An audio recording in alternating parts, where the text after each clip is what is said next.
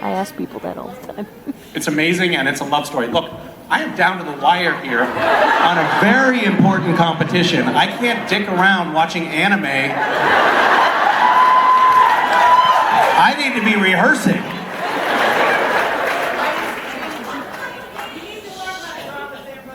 Drive a Zamboni. Learn how to drive a Zamboni. That's the best advice I've gotten yet. All right. Thank you. Good luck. Hi. Hi, Misha. How you doing? I'm well. How are you? We're about to have a little awkward moment. I just saw TSA America. I happen to work with the organization. So it's great material of what not to do, because it breaks so many procedures. So Look, those are training modules. I was just doing what I was instructed to do by the authorities, and maybe they've changed the rules a little bit. Have you guys seen the TSA videos? We made 3 sort of short, they're like 5-10 minutes long or something. Yeah. Little short videos that are about a TSA checkpoint, and you get a little bit of a behind-the-scenes insight on how stuff works there. And I think you can agree that it's pretty insightful and fairly accurate. Not. What's that? A little bit, yet not. It's I think that you're wrong. I think that you're wrong. I beg to differ. Maybe your TSA checkpoint is different, but this is my experience. Very tiny, but I'm the one holding the badge, so. Okay, fair enough. I have to admit, when I was doing that, I was a little bit worried, like, are they gonna give me, like, a lot of cavity searches now when I go through because... We don't do that. That actually belongs to law enforcement. Really? Yes. We don't do that. Really? No, we do not. So that's totally off limits? No. Good to know. Breaking that myth. No. Good to know. All right. Thanks. Now to my real question. She's so foolish. She's giving up all the secrets. You guys can store anything you want in your cavities, and they won't look. All right. That's the message. But I actually do go through TSA checkpoints from time to time, and the TSA officer will say something like, "Hey, love your TSA things." I'm like, all right. All right, to my real question. Okay. What was the idea process behind it, and how did you here's my question for you. What is the weirdest thing that you've ever found somebody trying to get on an airplane? Something a little inappropriate for the audience that I cannot mention. Like the kind of thing that Jared and Jen have at their house? It would be a perfect revenge for you against Jared, since he pied you in the face. Yeah, okay. But I don't recommend it. The genesis of that was watching this old guy who was probably like 80 years old going through a TSA checkpoint and just being like utterly, it was like the person that was bringing him through was failing to recognize some clear indicators that this was a human being that they were dealing with. And it was just like this sort of like somebody was following prescribed protocol, but not factoring in like, wait a minute, this is like, there was just something was missing in the transaction. And then that started a conversation with my wife, and we started talking about ideas that then turned into that satire, which is, of course, not to say that I think anything bad about the TSA or its employees. They're actually my favorite people. But that was the genesis. Was just watching this one transaction that was a little off. Yeah. I'm glad you asked. Thank you. You're right, it is a little uncomfortable. You nailed it, yeah. I was like, this isn't going to be uncomfortable. You're more than welcome to come through my airport. We can show you the ropes. Okay, whoa, all right. Hi, Misha. Thanks for being here. Thank you for being here. Why, thank you. You should have seen us frantically scrolling through our phones for like best questions to ask lists right before this. But I think I found one that I'd like to see the tangents you're going to go on with it. So Okay. So if you were able to place a 20-second phone call to yourself in the past or in the future, when would you call yourself and what would you say? So you're saying that I could call myself from the past and potentially into the future, or from the past into the deeper past. It can go any direction I want. Anywhere you want to go. That's a great question. One that I refuse to answer.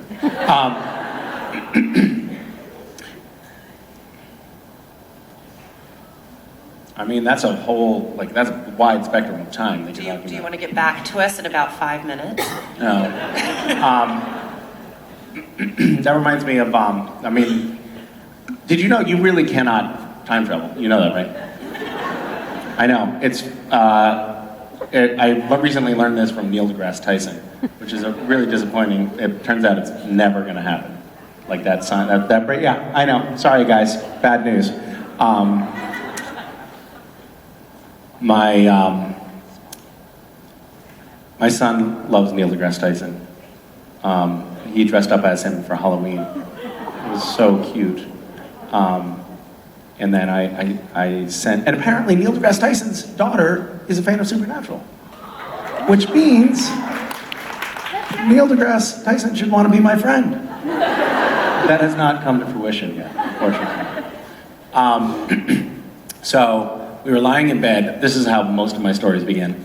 And Mason said, I love you to the moon and back. I love you to the sun and back. I love you to infinity, which is a lot. And West said, Mason, do you even know what infinity is? And she said, yes, it's when you die. And he said, no, it goes on forever and ever. It's really pretty amazing. And Mason said, is this infinity? And Wes said, yes, this very moment is infinity. Isn't that great? It's like kids. They have no idea what's going on, and they say whatever crazy thing pops into their head, and sometimes it's much more profound than anything that we could ever generate left to our own devices. So rather than answering your question at all, you just you made me think about the space-time continuum, which led me to infinity, which led me to that story, and I feel like I'm off the hook. I just wanted a tangent. I got what I wanted, so thank you. Hi, my name is Darla, and I have a question. Oh, you have come to the right place. That's perfect. This is like that question-answering sort of setup that we have. Your character is what? You're the angel, right? I think, I mean, not always. Sometimes I do play the angel, though. An angel, one of the angels. Yeah. So you do play the angel, right? In Supernatural. In Supernatural, that's right. Yes. Yes, yep. My mom had passed in 2015, and you always remember what your parents say after they pass because it seems like they're always talking in the present. And in passing, my mom had told me all the time, every woman always speaks of their child's birth. I was born dead. She literally seen me dead. Do you believe in angels? And are babies considered angels when they're born dead?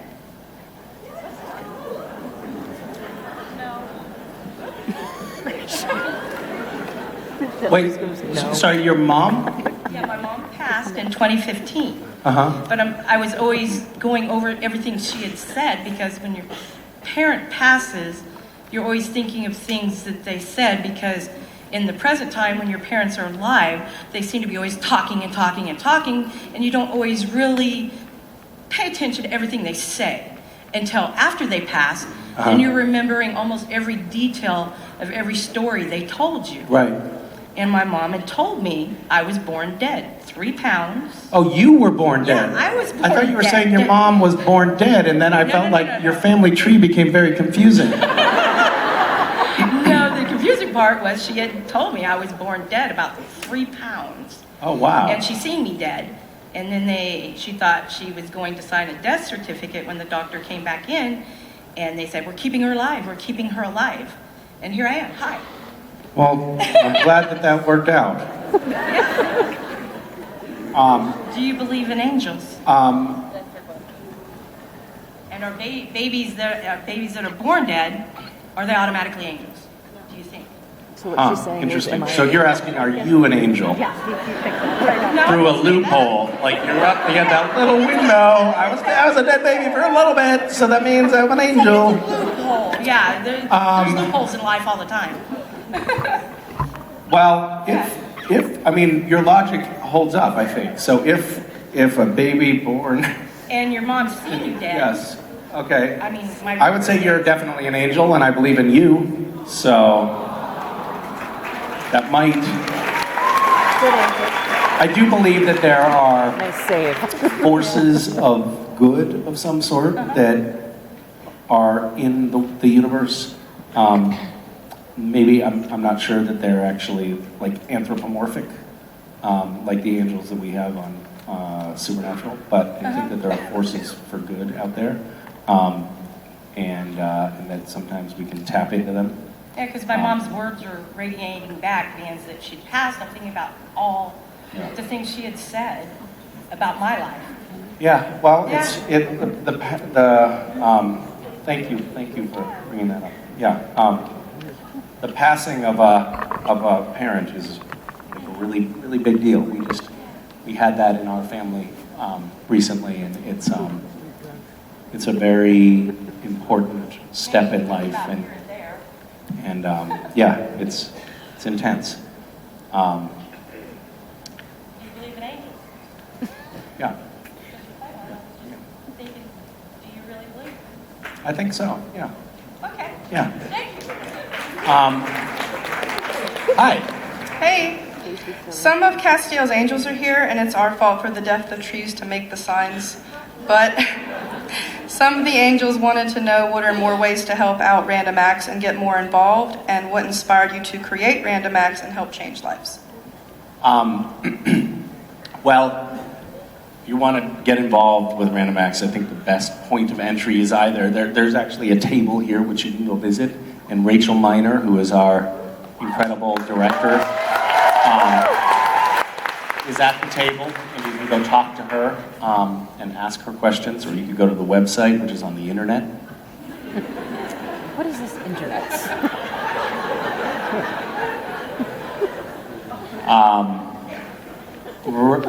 Random Acts is kind of, I think, it was the genesis of Random Acts is sort of a confluence of different things. One was me coming on the show and seeing that there was all of this creative potential and energy in the fandom, and that people were really engaged and kind of starting to care about each other. This was early on in the fandom. Not everybody. Now we don't give a shit. Not everybody. No, right. I saw some like up in the front row, like, come on, we don't care about each other. Fuck these people. Way to throw me under the bus, Misha. Fuck these people. That's how Kristen talks.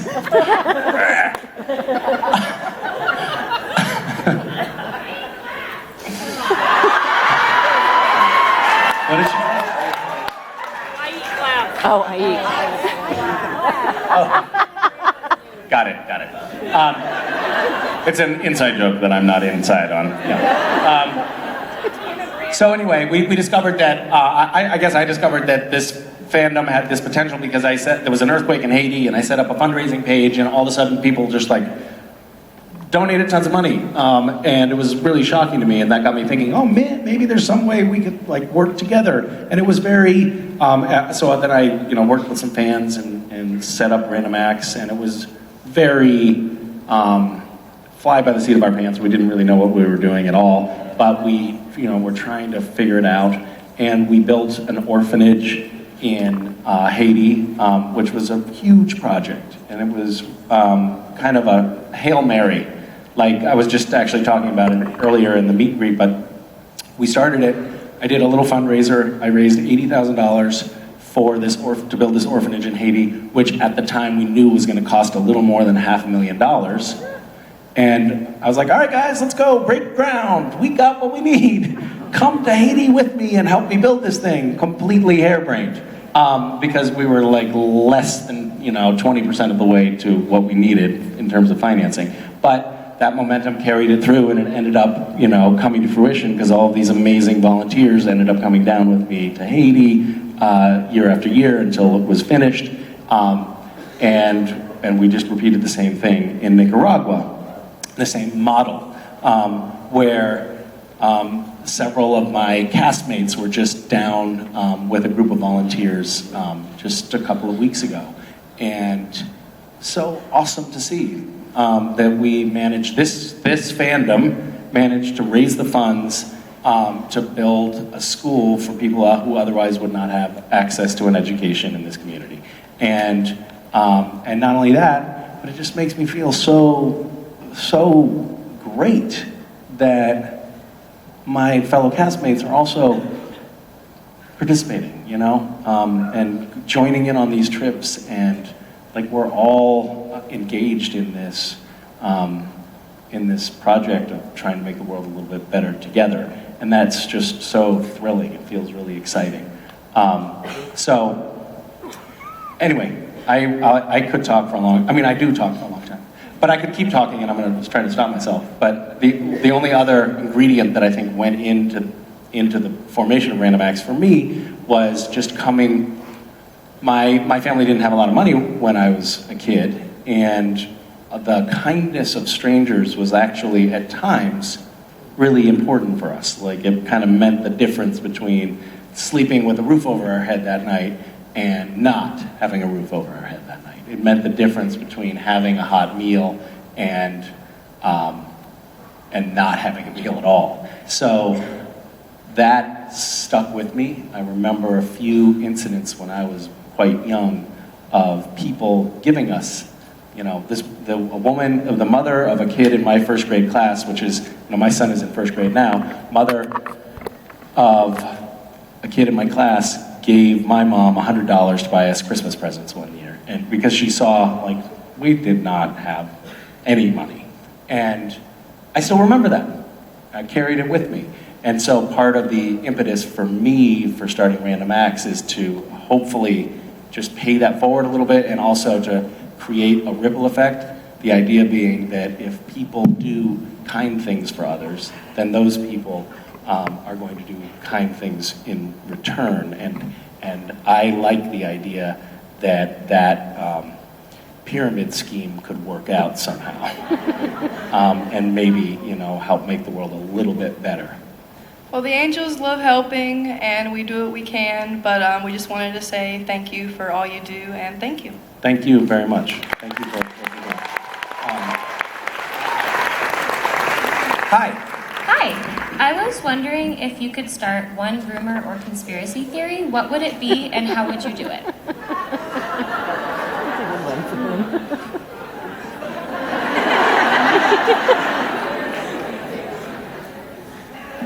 It would probably have something to do with what Jared and Jensen do in their trailers.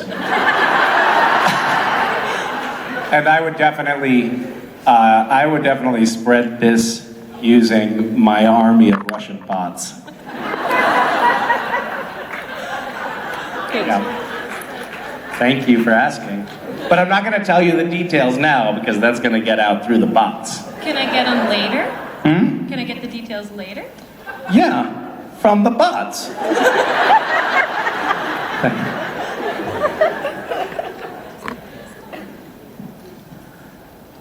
We're negotiating something. Very, very important. Hi. Hi. What the hell are you wearing? What is that? It says dick riding is not a form of transportation, not with that attitude, and it's Richard.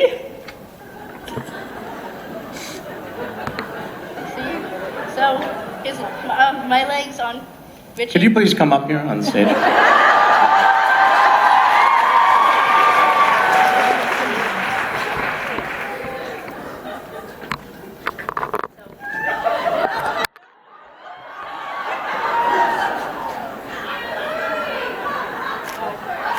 I see. So you're riding dick right now, is what you're saying.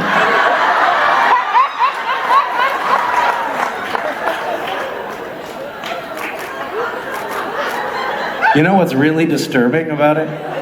is how his head moves when you laugh. I just go.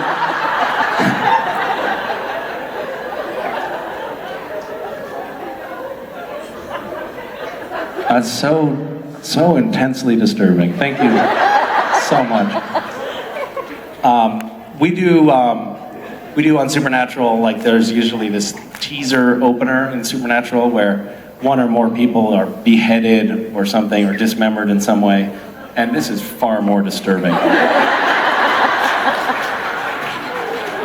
You have a truly sick mind. You're welcome. Yeah. What was your question? How much toothpaste did you end up eating in the scene where you just squirted in your mouth? Quite a bit, and I actually remember feeling nauseous afterwards. That's something you have to be really careful about when you're filming, and sometimes I mess up. But we'll do in a scene. You know, we're shooting a scene. Actually, I remember the first time I really messed that up on Supernatural was the episode where Cass was hungry, and.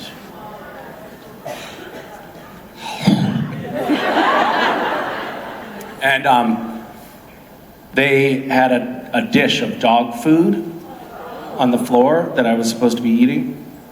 You guys don't remember this probably. It was ground meat in a dog food bowl. It was like hamburger meat, but it wasn't really hamburger. It was raw, textured vegetable protein. It was like soy meat, and I was just wolfing it down. And the secret when you're in an eating scene is you take a bite and you chew and you chew and then you finish your dialogue and then after you're done you spit it out. But I was like taking a bite, chewing. I wasn't doing that. I was on the floor eating. And I would like take a bite, chew, swallow, lift my head up, go back down for more. And I did that multiple times during the scene. And so I ended up really eating pretty much that entire bowl of raw soy meat. And suffice to say, it did not smell good in the Impala later. It was vile. You're free to go. Thank you for coming up here, though. Yeah, great work. Hi. Hi, Misha. My name's Andrea. Hi, Andrea. Vegas local. 13 years of watching Supernatural, and this is my first con. So Wow. I'm a little nervous. Wait. Did you watch from the beginning? Like when it was airing 13 years I ago? literally started watching when I was like 10 years old. So, yeah, really? my parents are just like, whatever, watch whatever you want. So, what would you say, like, the most significant, lasting psychological damage that caused? Probably the first time Sam and Dean chopped somebody's head off. Yeah. So that stuck with you? Yeah. But now you've been desensitized to it, right? You're Yeah, totally pretty fine. much. Because you started at such a young age. Yes. Yeah. I'm into everything gory, so it's fine. You're into it? Yeah. I'm pretty okay with it. Of course you are, yeah. You were watching people be murdered when you were a child, so. Well, you seem like a nice person. Oh, thank you. I just first wanted to acknowledge. How many people have you killed? Just ballpark. Ballpark. Yeah. I'll let you I answer. couldn't tell you. I'd have to kill you. So. Touche. First I wanted to acknowledge and say thank you for using your voice for all the causes that you on social media. It's really great to see people that actually care about the things that are going on in our world. Thank you. I think a lot of people care about what's going on in the world and don't choose to use their platforms to talk about it because they feel like it's maybe not appropriate or something. I just am not great with appropriate. So. And we definitely appreciate it. I feel like I just have to speak my mind. I'm also getting very excited, by the way. I love seeing young people engaged and active politically, and it seems like there's a groundswell of that right now. I grew up in a generation that was, our parents were the 60s and 70s, and there was like this big movement of political activism in their generation.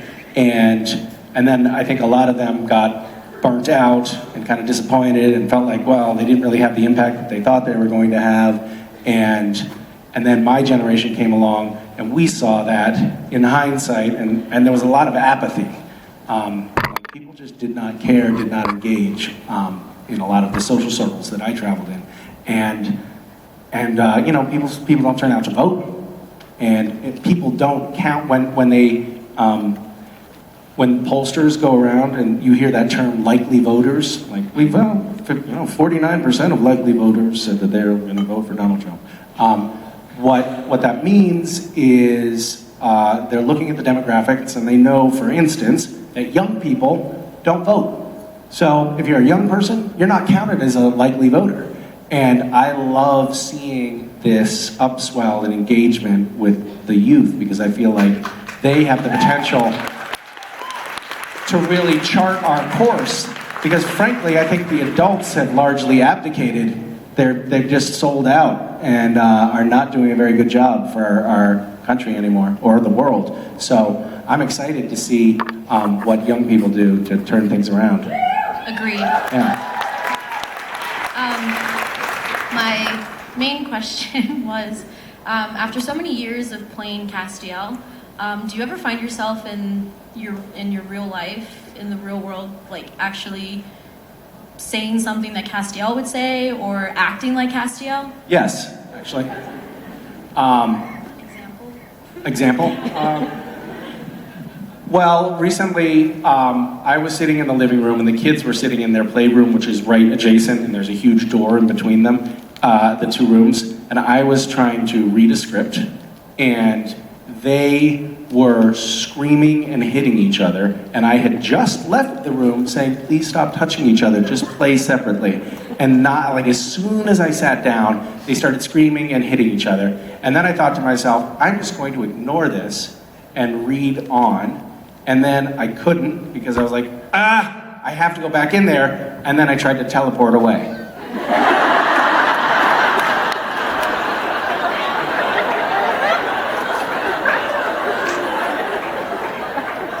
And then I had to remind myself, like, you're not Castiel. You can't do that. So then I had to walk into the other room, which was, of course, very humiliating. I had egg on my face at that point, because I had just tried to teleport, and then I had to walk. So thanks for asking. Hi. Misha.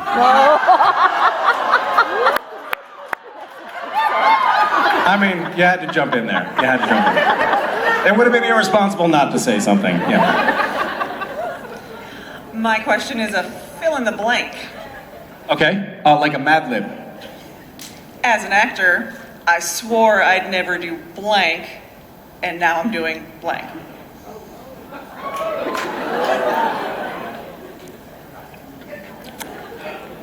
So, I'm sure I could come up with a lot of things to say there, but one thing was at a party. A friend of mine had just gotten on a popular sci-fi show, and he was going to fan conventions. He was telling me about it.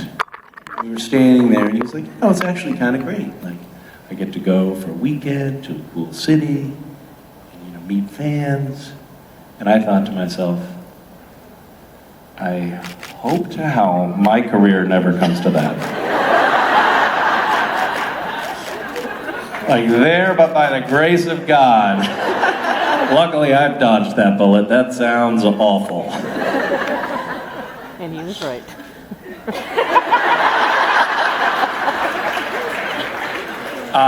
There's definitely an interesting, from the outside, for people who don't participate in fandoms and who are actors, like I was before Supernatural, there's this. I was an actor before Supernatural. Is that what I just said?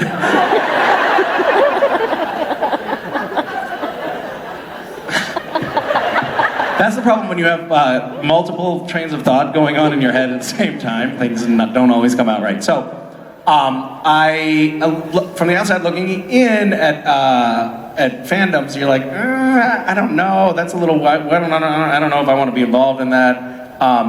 And then we find ourselves here, and I think Supernatural, in particular, has done, like our actor group has done a really great job of just being like, you know what? We're going to dive in and we're going to find the best way to make this as fun and gratifying as we possibly can. And we all love doing this now. It was scary at first, but it was never nearly as demeaning as I thought it was going to be. That's not true. It's pretty demeaning. But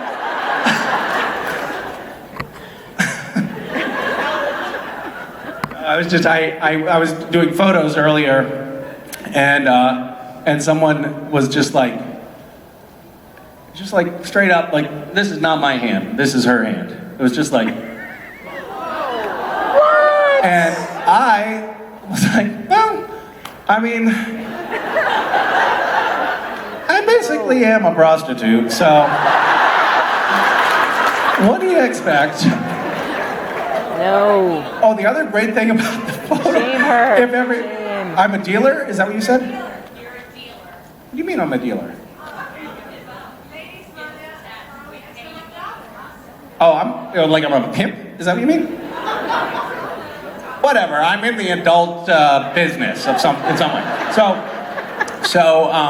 in the photo op room, if anyone noticed something weirder than usual about me, there's something about the carpets and the dry air, something. Everybody I touched, I got like a static shock, the static shocks that you can sometimes get. But it was like every time I touched somebody. So every time I touch somebody, I'm like, it doesn't hurt that much, but you're gonna get a little shock. And so, anyway, so if all of the actors are acting skittish and their hair is standing up a little bit this weekend, you'll know why. It's funny.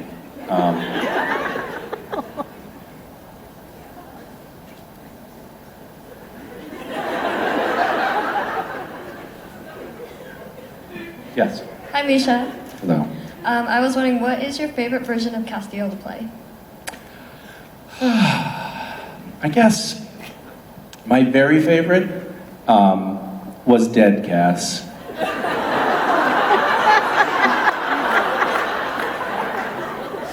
I just felt like I really nailed that character.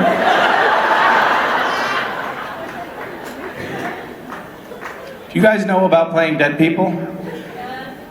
No. Well, there's a few things that you should know. One, never die with your eyes open. Because when you do, you think, oh, it'd look really cool if I died with my actor eyes open.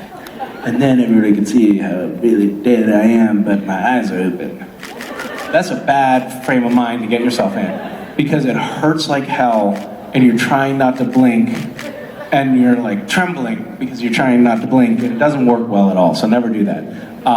Holding your breath is a big part of it, and I thought I was pretty good at that.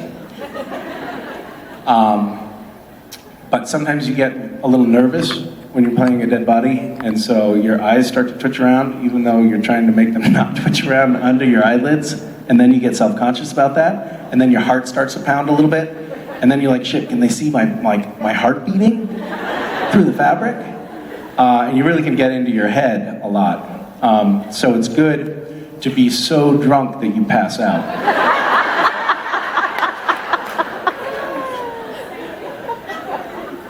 I only got to play one totally dead scene as Castiel this season.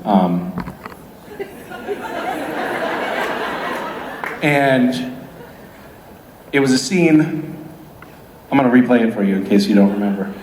But Jensen Ackles, who's portraying Dean Winchester, he takes this sheet and very dramatically covers my face as I'm lying, I'm playing Castiel, as I'm lying prone, face up, that's redundant, face up on a table. Whatever, don't worry about it. And what, so prone is face down? Yeah.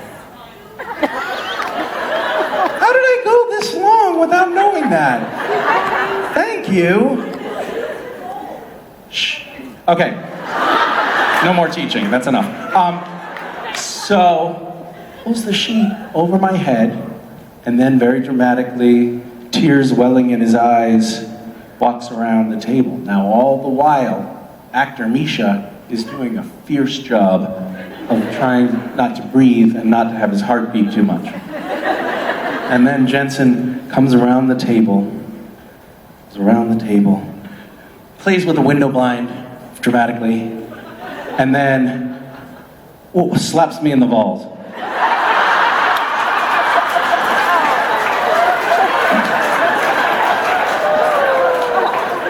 And that was the first take. We had to do multiple takes in which my face was covered and I could not see where his hands were. And needless to say, the pounding of my heart was definitely visible in the wide master. It was terrifying.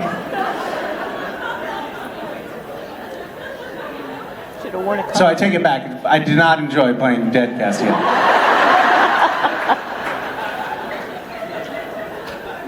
Can't believe you brought up that trauma. Hi. Hi. You've done so many great things with random acts. So my question for you is What is the worst thing I've ever done? We all know you've done a couple of nice things, but what is the most vile thing you have ever done? My question is what bucket list or big dream thing you want to do for your next big project? For random acts? Well, we have some ideas of projects that we might be interested in doing. We have 2 buckets of ideas, though. One is to do something in the U.S., but I'm afraid that could be a little too scary. It's a dangerous place to travel to, and I don't think people are going to want to be there. Or we might do something in Africa. So we've been doing a little bit of recon on both fronts, trying to figure it out. But I don't actually have a real answer for you. I would like to, probably in the next, we are trying to, in the next 6 months, solve the homeless problem and reverse global warming. Oh, is that all? So once those things are done, then we'll tackle the next big one.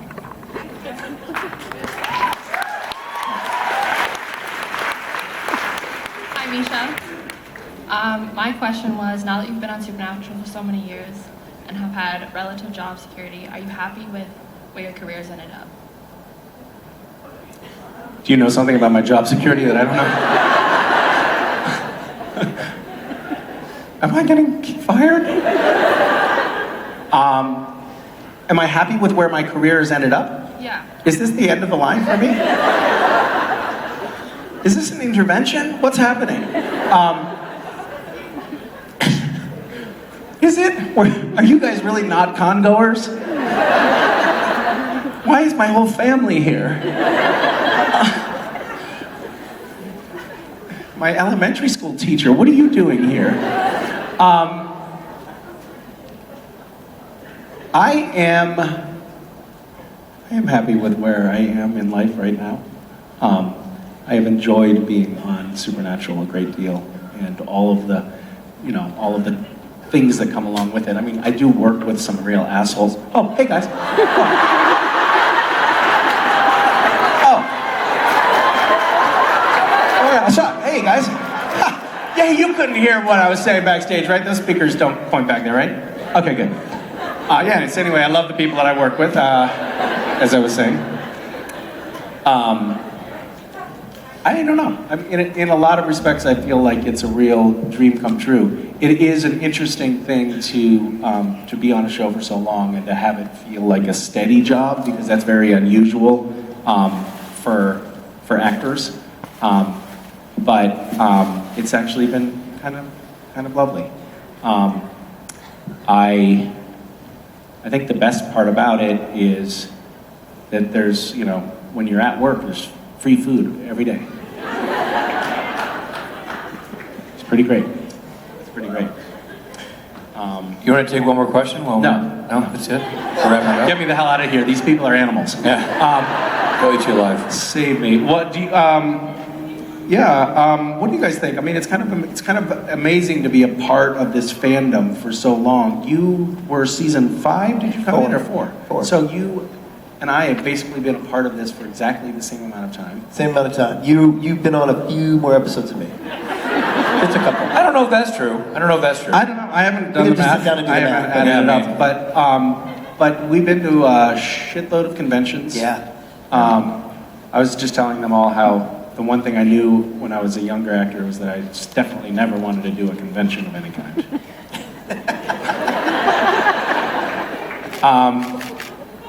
But it is it's kind of anathema to what you think you're going to have as an actor to be like enmeshed in a fandom like this for so long. And it's way you could totally imagine. awesome. Yeah, this part of it. So I feel lucky. Yeah. Is that an adult? They just had it with your crap. Yeah. Can't blame them. Oh, no, she's running away. She's upset? You've upset her? She's running. Okay, here she goes. Hi. Oh, hi. Hi, sweetie, how are you? What's your name? Hi, Shayla. Shayla plays Roadblocks. Roadblocks is a really fun game. What is Roadblocks? It's where you make friends, play games by other users. It's really awesome. I try to make these guys play games with me, but they never will. Because you want to play emotional games, and I'm just not down with that. Undertale? I don't know Undertale, but sometimes I get these long, sharp needles, and I try to play pin the tail on Rob. It's true. It hurts. By the way, do you see? I know she's a big Misha fan. Freddy's? Wait, what? Five Nights at Freddy's? Five Nights at Freddy's? I don't know that one. Look at the book she has. She's a big fan of yours, but her quality reading by Scout, who's in the room. Scout, I know you're in the room. God and Gabe. God and Gabe. He plays God. I play Gabe. It's a book about us. Oh, I'll get you. Hold on. Want us to sign this for you? Yeah, hold on. I'll get a thing. I need to get a Sharpie. Hold on. I'm going back to the Sharpie area. Ladies, is there a Sharpie back here? Anybody? Sharpie? Nobody? Really? Okay. We got it, buddy. We got it. He's got a pen. No, I'm going to make one from scratch. The Sharpie factory. Okay. It's all being taken. The autograph's already done. Here's some fresh baked Sharpie. He's good. We appreciate it. I think we're good. I think he's already. Well, thank you, though. Okay. There you go. Oh, sure, we'll sign it because we're here. And I play. Way to be proactive, by the way. A lot of these people are going to dick around waiting in line, and that's bullshit. So, high five. I like it. Woman knows how to get it done. Did you sign with did the Sharpie? I signed inside, you guys signed outside. That way there's always somewhere, there's a signature everywhere. Yeah, there you go, young lady. Thank you. All right. Ladies and gentlemen. Bye, thank you guys. Ladies and gentlemen, Misha Collins. He's on it.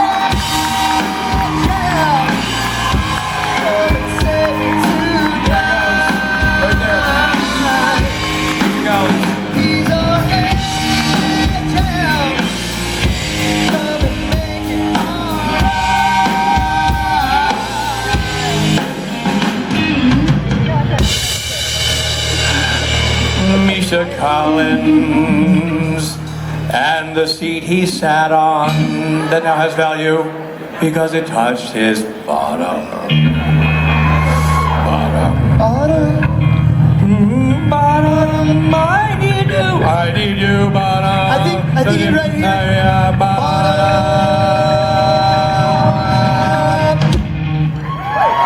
Thank you.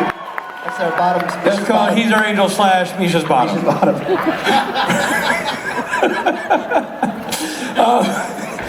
Autographs. You know what they are. They're coming up right now. Yeah. People signing things. That's right. You know what? And I don't like to get mad at you guys, but when you kill you guys to put out a CD that you then later sign, I just get so tired of you not doing something for the people, Bubbo. No, we actually put out a CD that if they buy the CD, we actually do sign it. We do sign it. So you finally listened to my idea. That's right. We've been listening to that idea for a couple of years now. Perfect. All right, come get your autographs, or go get your autographs. I don't know what the hell's going on. The point is, if you have an autograph, it's happening. And we'll see you tonight at the Saturday Night Special. Saturday Night Special. Saturday Night Special happening now. Las Vegas, don't get so drunk that you forget there's a Saturday Night Special. That's my one request. See you guys later.